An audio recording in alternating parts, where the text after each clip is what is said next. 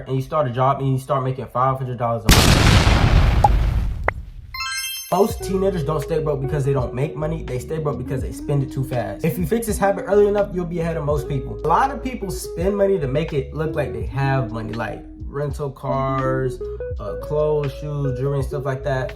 And it's not necessarily bad in a sense, but when that's all you're focused on, every single fit got to be over $300, got to be over $500. All your shoes are $200 plus, $500 plus.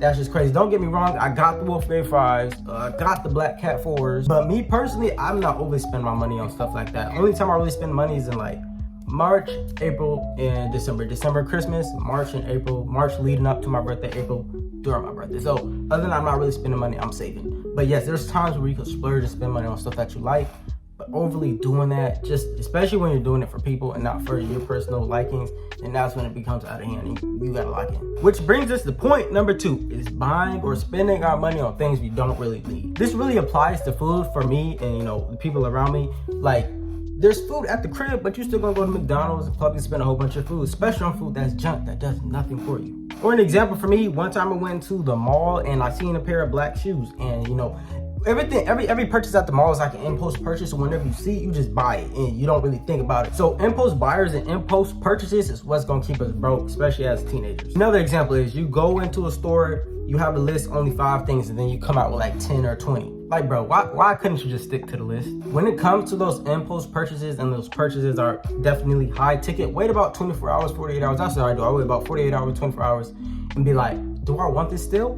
If I still want it and I'm financially able to do it, I'm gonna get it. But if I don't, I really think, this is not an investment, this is not gonna do anything to me, I'm not gonna get it. I'm gonna spend my money into an investment. Which leads us in point number 3. Not saving anything, not saving our money. As a teen, whenever we first start making money, we want to try that. If we can't save all of it, most of it, at least save some of it, because that mess is gonna come up for you whenever you actually need it for your car, moving out, for emergency funds, if you do have a car, pieces, parts, repairs for your car, or whatever that is, you may need that money for. Like, it's really just common sense. If you're not saving, it just ultimately could. And for the example, we're gonna use $500, $500 bucks, right?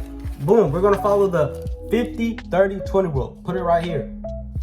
This is $500, right?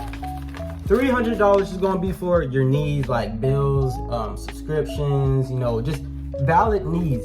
So that's what $300 is gonna go for. And then, like, I'm estimating because I don't got $50 bills. 50% of 500 is actually 250, but I'm just doing 300. And then 100 of it is for your wants, 100 is for your savings. If you can put 200 into your savings and don't buy anything that you want, that is way better. Just make sure it's a well-distributed ratio between what you spend, what you need, and what you save. So you're saving at least something and still getting what you want, and then taking care of your responsibility and your bills. Okay, let's say you're a teen, you're getting a summer job this summer, and you start a job and you start making $500 a month. If you save $100 for 12 months, that's what, $1,200 by the end of the year. That's $1,200 you could put a down payment on a car, go put that into an investment account, do whatever you want with it. That's $1,200 you got saved up, and you don't have to touch that, while still taking care of your responsibilities and buying the things that you want along that 12 months, because you are still saving. So now you got money saved up for a rainy day, emergency funds, or something that you really want. If every dollar you make instantly disappears, you're gonna always feel broke. The earlier on you learn how to control your money and manage it, 12 years old, 13 or 14, 15, 16, 17, 18, it doesn't matter. As long as the earlier you figure it out and you lock that in and you establish a routine of saving money, not overspending it, knowing what to spend it on, waiting on them impulse purchases, the better on you'll be on life whenever it comes to getting an apartment, buying a house, getting a car, stuff like that. Appreciate you for watching. If you have any questions, need any help with anything type of money related, I've been working with money since I was in 2nd grade, believe it or not. Just comment down any thoughts, any other content ideas, anything y'all need help with. And remember, choose meaningful impact.